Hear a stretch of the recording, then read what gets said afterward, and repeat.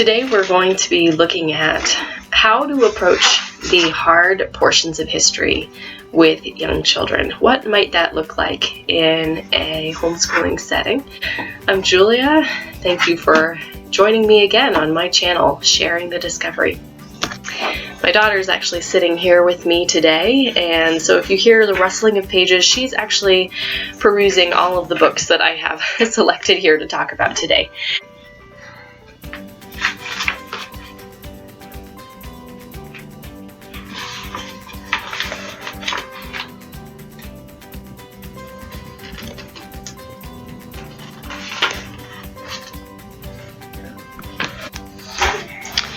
So the topic of our recent studies has been the Underground Railroad.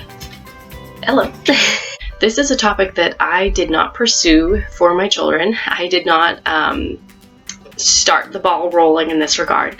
Several instances came up that promoted questions that kind of started us on a journey of discovering more together.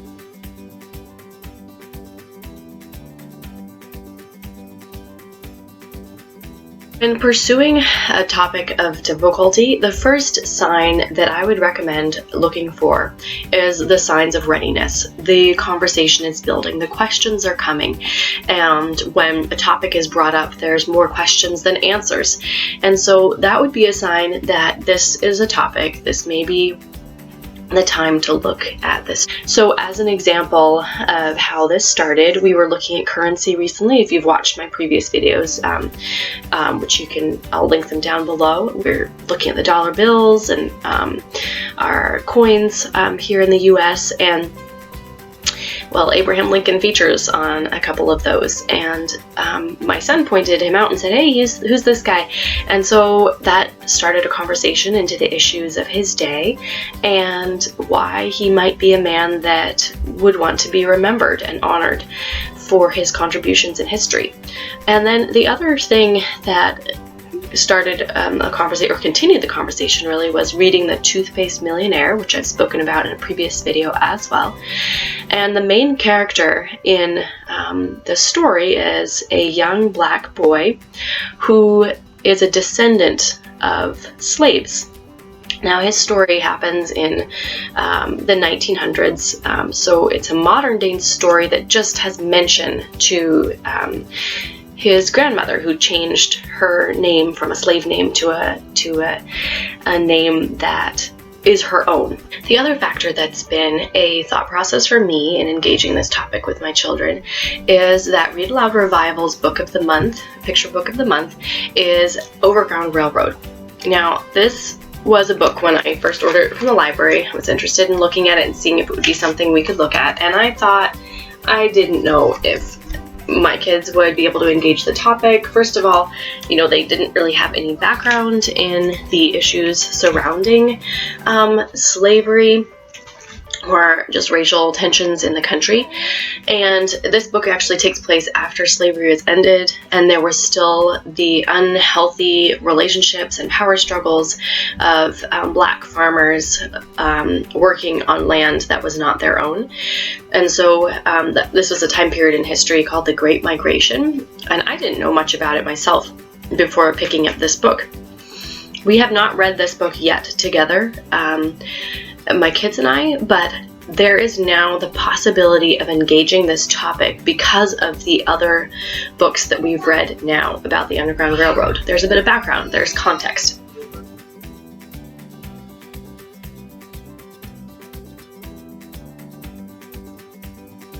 So tip number 2 that I would want to share with you all is to proceed with caution when engaging in a difficult subject, but also with confidence. You are the best person to engage with your child conversationally around an issue. One resource I used with my kids in this journey was our Adventures in Odyssey CDs. If you're not familiar with Adventures in Odyssey, it's put out by Focus on the Family, and it's an audio drama series. And one of the episodes they did was actually a 3-part series of the Underground Railroad. And that is an adventure series that I have listened to so many times. I don't even think I can count how many times I've listened to the Underground Railroad episodes.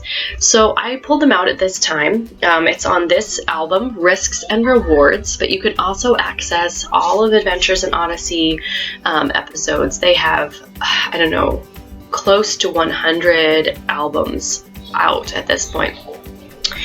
You can access all of them online and listen to them online upon becoming a member. So I pulled out this CD and we listened to it in the car. Now, I only felt comfortable doing this because I was very familiar with the episode, and because I had already introduced them to Adventures in Odyssey as a whole and audio drama as a whole. I would recommend the audio drama, and I would recommend the Underground Railroad episodes. My son at first was a little bit like, this is scary, this is a little bit unsettling, and so we paused. We would talk about it. I didn't force it to happen. At one point we were actually stopped for a bit. We were waiting at a location for an event. And so he actually came to sit on my lap. Both of my kids just came to sit on my lap. And we just kind of listened to it together and were in it together. And coming away from that, my son was very much like, I don't know, this is scary.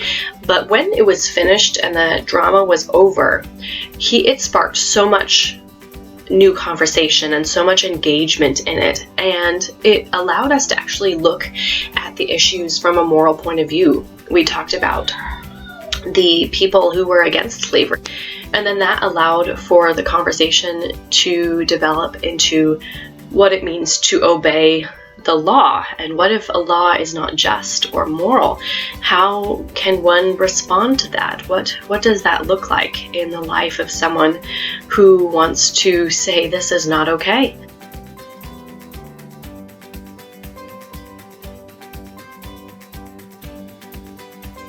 After we had listened to that adventure together, I decided to kind of gather a bit more resources and a few more stories, and to kind of piece together a bit more of a picture of the Underground Railroad and the abolition movement, and to just kind of make it more of a, just dive in a little deeper. Now, something I want to mention about how I've done this is I haven't just ordered a bunch of stuff and we haven't looked at this all in 1 week. In fact, a number of the resources I'm going to show you, we haven't even looked at yet together. And I think that this is really a key when looking at a hard topic, is to not just unload all at once. That's fine with topics that are less heavy. So like we were looking at the sense of sight recently, and we just looked at book after book, within that week. We just read books about eyesight. But with this topic, I have tried intentionally and also non-intentionally that the books, didn't all come in at once. So it allowed for a natural spacing of things, and to just kind of be able to step back, look at the topic, step in again, step back, and not just be immersed all in the difficult details all at once. So the first book we read together was Henry's Freedom Box, a true story from the Underground Railroad, and it is a sad story. It's a sad story, and the gentleman who is the main Henry, he actually chooses to be mailed in a box to Philadelphia to gain his freedom. It's an amazing story, and it's a little bit hard to read. He gets separated from his family, and I wasn't really sure if I wanted to even read this to my children, just because of the hard element of being separated from his family. But my son, I actually had this out of the library when we listened to the Adventures in Odyssey episode, and so when my son was asking more questions, I said, well, I have this book, why don't you sit down and look at the pictures and see if that's something that you'd like to read together and engage. And so he did. He sat with it, and we did read it together. And we, read it with him, and we looked at it from an honest point of view, and he's actually asked me to read it I think 2 other times since then. The other book that I actually had already that I own is a library discard, is Moses, When Harriet Tubman Led Her People to Freedom. This is an amazingly written book. It's really well done, and I really love how it brings Harriet's spiritual journey forefront. Her conversation with God and his conversation with her. It's a really wonderful portrayal of the trust that she had in the Lord to bring her to freedom and then to lead other people to freedom. What an amazing woman. Those are the 2 books we read so far about it over the last couple weeks. And then a couple books that came in that I am interested. I've read through these books and I think that these would be beneficial for my children are The Drinking Gourd, A Story of the Underground Railroad. This is a fictional story, I believe, but it's a really good overview. It's engaging. It's actually about a little boy who finds some runaway slaves in the barn of his father, and he actually helps his father to help them to escape. I think this will be a really beneficial book that's not scary. This is another book, Underground, by Shane W. Evans, and this has very little wording and great pictures. So I think it's going to be a springboard for conversation, and very just simple phrases that leave room to engage the imagination and to engage the senses. The other one that I enjoyed reading is Sweet Clara and the Freedom Quilt, and I think it will be a beneficial book. It's about Clara. She was a seamstress, and she decided to sew a map into a quilt, and it's about the story of how that happens. How does she get the directions for this map? And then she memorizes the directions. She leaves the quilt behind so that others can use it, and she escapes to freedom. Really beautiful story that's not terribly heavy. This is a really well done good book, A Place Called Freedom. This is about some slaves who were actually freed by their masters, and so they left and they established a town of freed and escaping slaves. Also really simple, not too heavy, but it is a good overview of you can see the amount of words on the page, and the illustrations are beautiful. So a great resource for approaching the topic. And the last book I've set aside to look together is called Secret Signs: An Escape Through the Underground Railroad. And this looks at slavery from the abolitionists' perspective, from this little boy actually, who works with his mom to send a message through signs, basically, and figuring out how to pass on information about a new place that's available for the Underground Railroad. Redirect the escaping slaves to a new place because the old place had become unsuitable. And so how does that sign get passed? And it's a story of the little boy having to be secretive about the sign that he's passing. Now, I wanted to use this time to share briefly about some books that I'm not engaging in with my children. They are good books, and they will perhaps come up at a later time when my children are a bit older, but they were a bit more in depth about the suffering that slaves were under, and I just don't think that that's necessary right now to go in depth into some of the brutality that they experienced. One of them is Minty, A Story of Young Harriet Tubman. This is a great book, and I think that even my oldest may be ready for this next year, perhaps, but it does detail a bit of about whipping and what that looked like, and the recovery period from it. It's really hard. really hard content, just this whole topic. And so I wanted to be careful about what I selected and not make it to be I didn't want him to wake up with bad dreams at night. I don't think that's necessary, but I do think it's important to engage the topic. Another book that is really, really well done is called The Birdman, and this is from, again, an abolitionist point of view. This is based on a true story about a man named Alexander who worked who risked his life to tell slaves about how to escape, give them an escape route. And he was actually caught and put in prison for a little bit, and it was quite possible that he might have been executed. And I just thought, let's save this for when they're a bit older. A good book, good quality book. Probably I would recommend them for ages 8 and up. Another book that I would recommend is Dear Benjamin Banneker, and this comes from a different point of view, where Benjamin was a free man, and he worked on an almanac. He experienced prejudice against his race, and so he had to work really hard to get his almanac out there. And he wrote to Thomas Jefferson. So this is a real historical figure and a really interesting story. However, if you can see from the amount of words on a page, it's a bit more detail than probably what my children are ready for, and it has real quotes from the letter from both the letters.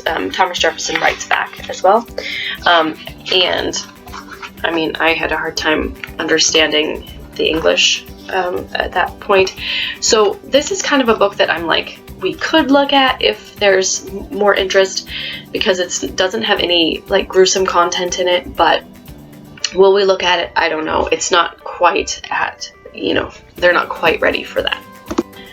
This one is a book I just browsed through very quickly, Alan Jay and the Underground Railroad. This looks like a worthy book. Also, I would probably recommend it for a little bit older, but this, I'm not going to probably use it at this point because it seemed kind of similar to the drinking gourd, and I think that this might be more accessible to my children than this.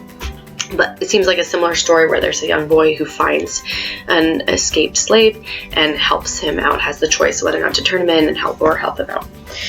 And the last book that I had ordered, and that is a Sunlight book, is called Freedom Train, and it's the story of Harriet Tubman in chapter form.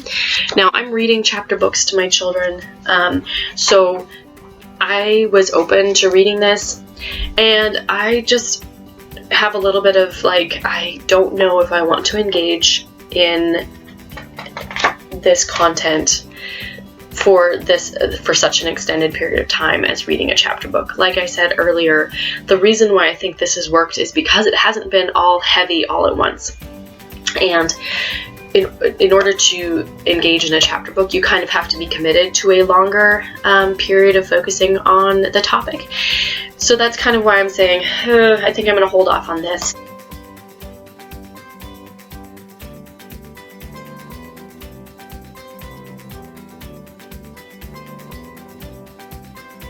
I decided to redo my filming of this last step, as I want to be clear about what I'm conveying.